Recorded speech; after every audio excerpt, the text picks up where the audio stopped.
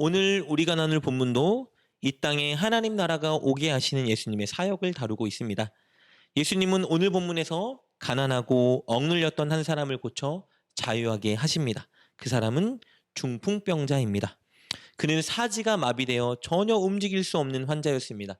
그러나 그를 사랑하는 그의 친구들이 그를 고치고자 그를 침상에 뉘어 예수님께 데려왔습니다.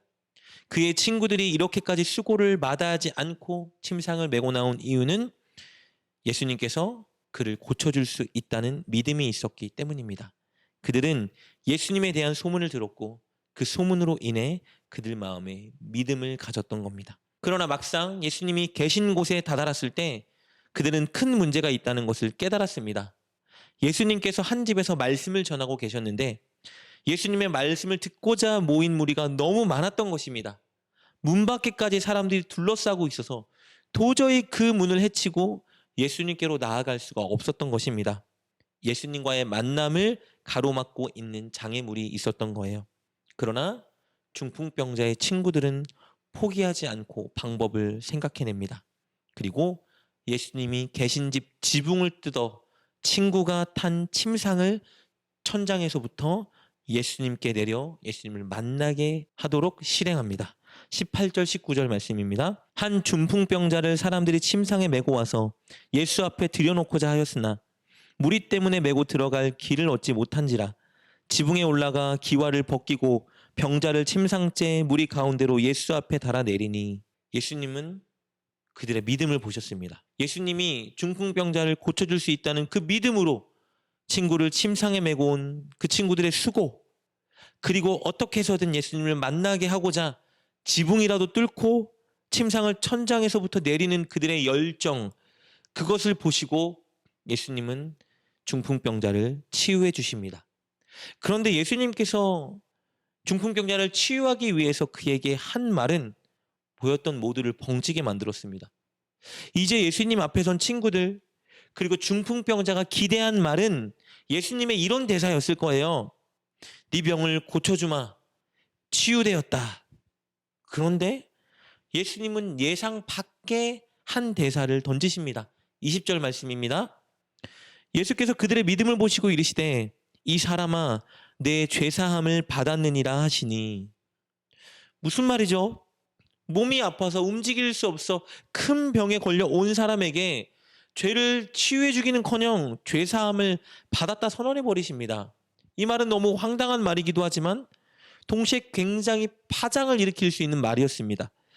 죄를 용서하는 권세는 오직 하나님께만 달려있는 고유의 영역인데 예수님이 죄사함을 선포하고 있기 때문입니다. 당시 하나님 고유의 영역을 흉내내는 것은 신성 모독이었습니다. 사형죄에 처해지는 엄청난 죄였어요. 게다가 바리새인과 율법 교사들이 예수님을 잡아놓고 죽이려 주목하고 있는 상황이었습니다. 그런데 예수님은 이런 상황에서 말씀하신 거예요. 내 죄를 사함받았다. 도대체 무슨 의미일까요? 두 가지 의도를 가지고 계셨습니다. 첫째, 중풍병자가 겪고 있는 더 근원적인 문제는 죄의 문제였다는 것입니다. 모든 병이 죄로 인해 걸리는 것은 아닙니다. 그런데 이 중풍병자의 경우에는 그 병이 아마 죄와 연관돼 있었던 것 같습니다. 예수님은 그 근원의 문제를 먼저 고치고 싶었던 겁니다. 중풍병자는 중풍병에만 억눌려 있던 것이 아니라 죄에 억눌려 있던 겁니다. 죄의 노예였던 거예요. 그래서 죄로부터 그를 자유하게 하시려고 먼저 그의 죄를 사해 주신 겁니다. 죄를 사함 받았다 선언하셨어요. 그리고 이렇게 말씀하신 두 번째 의미는 예수님이 누군지 나타내기 위해서였습니다. 24절 말씀입니다. 그러나 인자가 땅에서 죄를 사하는 권세가 있는 줄을 너희로 알게 하리라 하시고 중풍병자에게 말씀하시되 내가 내게 이르노니 일어나 내 침상을 가지고 집으로 가라 하시매. 예수님은 유일하게 죄 사할 권세를 가지신 하나님이셨습니다. 이 땅에 온 메시아였어요. 예수님은 당신을 인자라고 말씀하고 계십니다.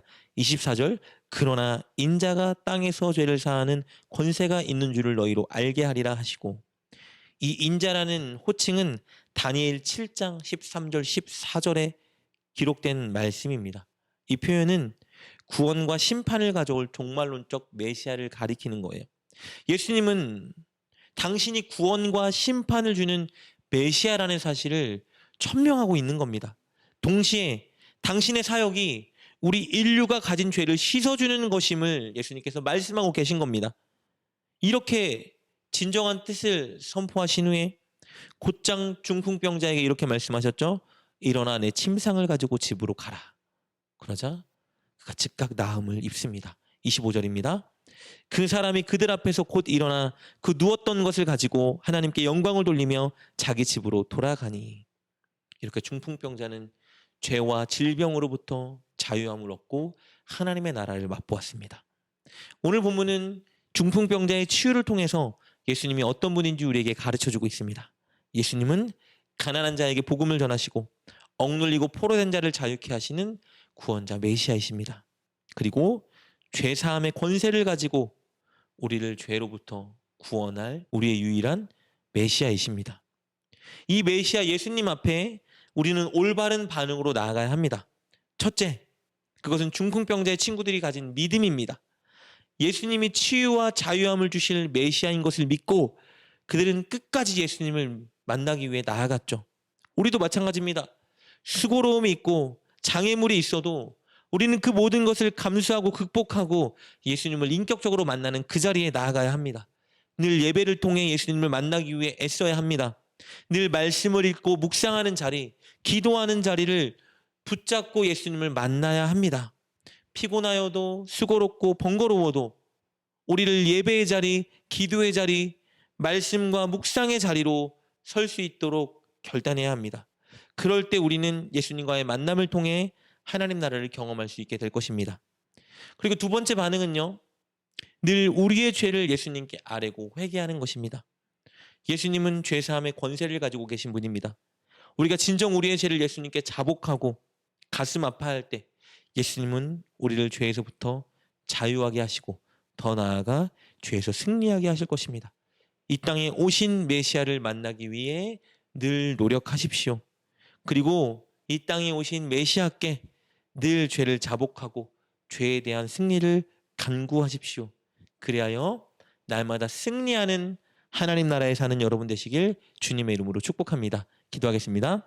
하나님, 우리에게 구원자 예수님을 보내주셔서 감사합니다. 늘 예수님을 인격적으로 만나기 위해 애쓰는 우리가 되게 하옵소서. 예배의 자리, 기도의 자리, 말씀 묵상의 자리, 그리고 순종의 자리를 지켜 예수님을 경험케 하여 주옵소서. 그리고 늘 구원자 예수님께 회개하는 우리가 되게 하옵소서.